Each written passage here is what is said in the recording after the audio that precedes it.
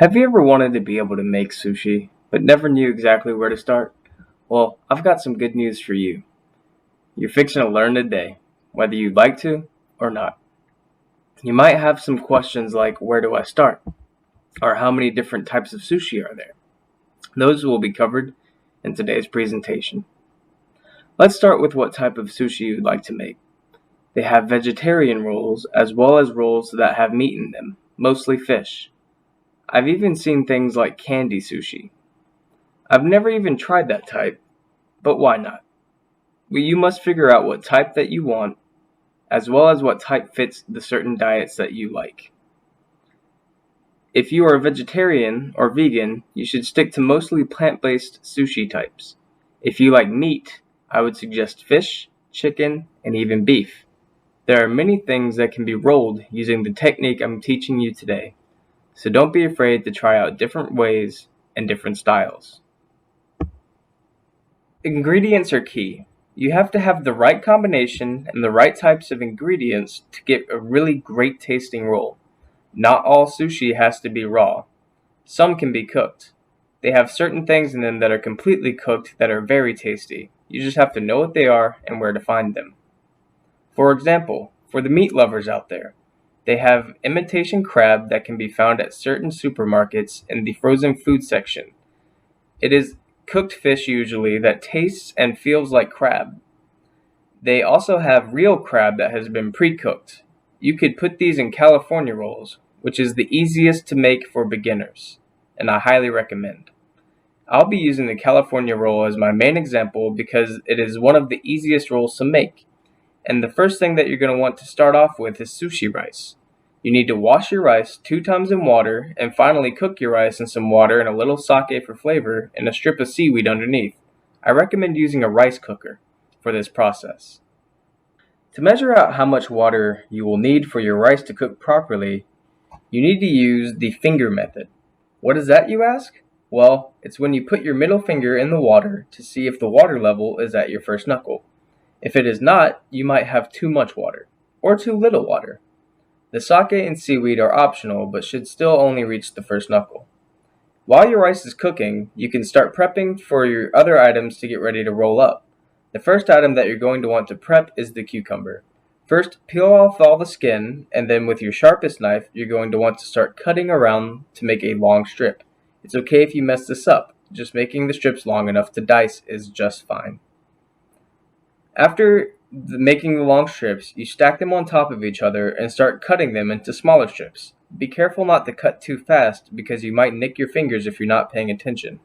If you don't like cucumber, you could always substitute for cream cheese, or even add both. That's how I like it anyways. You also might want to make sure there's no seeds in the strips. The next thing that you should prep is the crab. You take the imitation crab sticks and split them down the middle. Doing this not only provides you with 2 sections, it also saves you from using all of your crab sticks. A split in a half crab stick is enough to cover the entirety of the roll, and if you are careful, sometimes you can even double up on the meat. And the last thing you should prep is the avocado. You are going to want to slice your avocado into semi-thin slices, and I like to add just a small amount of lemon juice, so it doesn't brown. You need to make sure that the avocado is ripe enough to get easy slices from it and that it's soft enough to go into the roll. This is also where you can cube long slices of cream cheese for flavor. After all the prep work is done, you should wrap it all up and put it in the fridge and wait on the rice if it's not done yet. If the rice is done, however, you are going to want to take out a mixing spoon and put the rice into a bowl. You get your rice vinegar and a quarter of an orange and start applying it over the rice. Now your rice is done. Make sure that you keep it in a nice warm place so it doesn't get cold and gets hard. You are going to want to have all your ingredients in front of you before you start rolling. If you don't, you might take too long and the seaweed will start getting soggy, making things a lot harder down the line. You want to have your seaweed right in front of you and place a handful of rice and spread it along the top of the seaweed like this. Make sure that you have a rolling mat underneath so you can roll it for later purposes. Your rolling mat needs to have saran wrap around it so that the rice doesn't stick to the surface of the mat. You will want to turn your roll so that the seaweed faces up and that you can't see the rice. After doing that, you can place your ingredients around the middle of the rice, long ways of course. and you can start tucking in your ingredients firmly, but not too tight. When you get to the base of your roll, you're going to want to gently squeeze the outside of the roll to make the rice nice and firm and hold its shape when you start to slice the roll. Gently pack it in as tight as it can go and check the sides for spillage. If there is spillage, don't worry. You can always push it back into the roll and it should be just fine. End pieces aren't meant to be pretty anyways. Next, you want to take off your rolling mat and place it on a clean cutting board. Wet your knife and cut it right down the middle. Take the two halves and place them together so that they are parallel to each other and make about 8 equal parts. You're going to want to have a wet knife, but not too wet because this makes slicing rolls way easier. To slice the rolls, you're going to want to not make sawing motions, but instead a single fluid slice. Never too fast, never too slow. You want the sliced product to look appealing. You might have to practice a few times doing this, so I highly recommend using the cucumber, a banana, or anything else that is kind of shaped like a roll. This is a touch I like to do myself, but I like to add some sesame seeds over the top of the rice for presentation.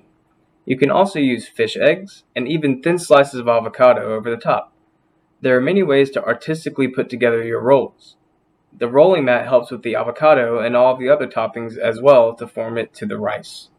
Your final product should look a little something like this. If you are hungry and you want to make more, go ahead. You have plenty of ingredients left surely, and you can make as much as you would like. They also make for some pretty good finger foods at parties and nice get-togethers with friends. I'm sure they will all be impressed by your skills in the kitchen. This final step is here. The step to add any sauces or toppings you want to the roll, or to just have around to dip in. Sushi flavors can be explored and messed with as much as you want. Eel sauce, spicy mayo, soy sauce, and ponzu sauce are some of my favorite things to add to the rolls I'm eating, and there are recipes for them everywhere. Thank you so much for watching, and I'll see you next time.